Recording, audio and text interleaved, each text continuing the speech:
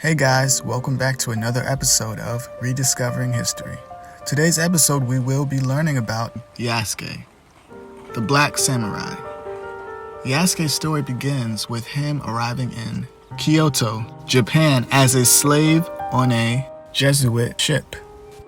Yasuke's origin is something historians are still trying to figure out. As it stands now, many believe he could have been taken from Africa or Portugal at a very young age and forced into slavery by Jesuit missionaries. Jesuit missionaries' earliest documented arrival in Japan is 1541, which fits documentation as to when he would have been alive.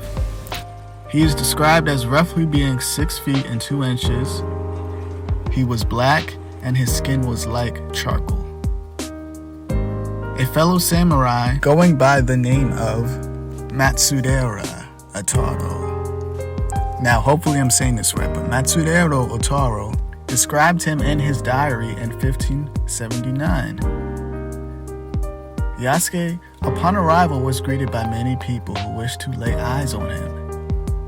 It is more than probable that Yasuke was the first black person they had ever seen. Now, this period in Japan was very dangerous. There was civil war brewing amongst different factions, all trying to seize power from the other, through means of assault, political espionage, and assassinations. Yasuke at the time was brought on as protection from outside threats by Oda Nobunaga, who himself was a daimyo of Japan. It is not exactly clear how Yasuke was well versed in fighting. Many historians believe prior to his capture he possessed many different fighting styles, which would later be honed in on by Oda Nobunaga. Upon being brought on as a samurai for Nobunaga, Yasuke was given a house, his own servant, and reoccurring wages. Samurai made up much of the ruling class in Japan. So Yasuke, in such a short time, had risen through the socio-economical ladder of Japan to be seen as one of its most important members. Yasuke would go on to successfully win many battles and build his reputation. However, this would come to a halt when Oda Nobunaga decided to take his own life as an alternative to being captured and losing his honor.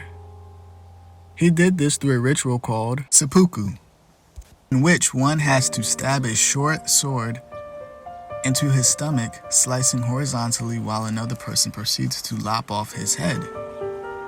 Now, prior to doing this, the last orders he gave was to take his sword and his decapitated head to his son. As the legend goes, Yasuke complied with this mission. Now, much about his life is purely speculation. In the end, Yasuke had become a ronin, which is really just a samurai without a master.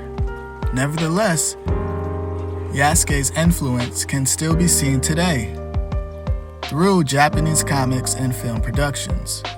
And this is the story of Yasuke, the Black Samurai.